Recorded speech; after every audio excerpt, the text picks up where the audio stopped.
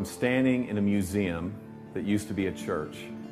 In 1887, Pastor Henry and his wife Grace planted this church in a one-room schoolhouse just down the road. And in 1888, they were able to build this building. And they passed on their love for this community because of the gospel to a generation. And things were going really well.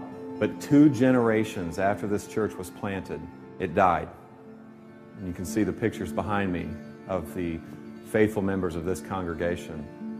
And many of them lie in the graveyard behind the church. This church had a man crisis. It was men who made this church come alive, and it was probably men who caused this church to die.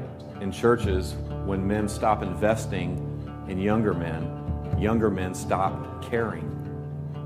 That's probably what happened to this church, and that's definitely what's happening in our churches.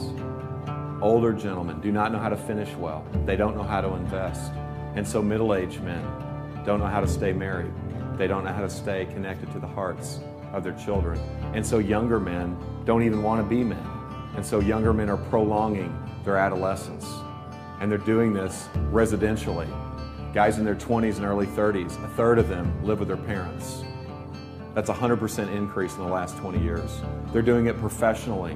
Men 18 to 42 will change jobs 11 times. They're doing it recreationally. The average age of a video game user is 35 years old.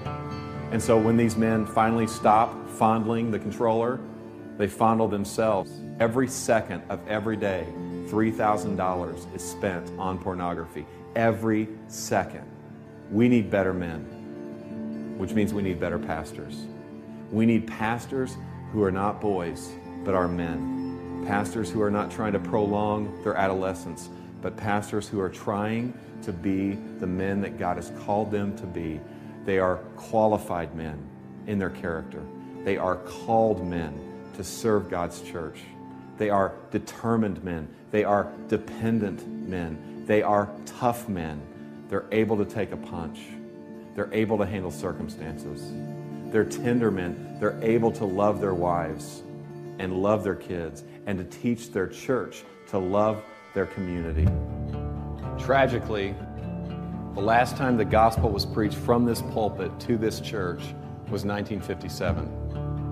3,000 to 4,000 churches this year will close just like this church. Why? Because the story and the glory of the church becomes bigger than the story and glory of God. See, the men and women who planted this church, they actually believe this stuff.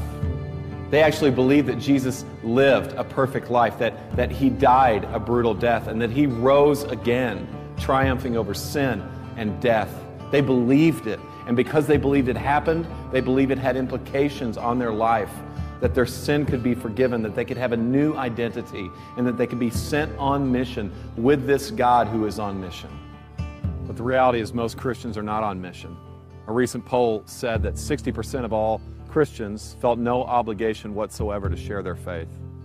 Now, the temptation for us pastors is to beat the sheep with a stat like that in our sermons. But here's the reality, guys. They're simply imitating and following our example. We need a glimpse of the God who is on mission.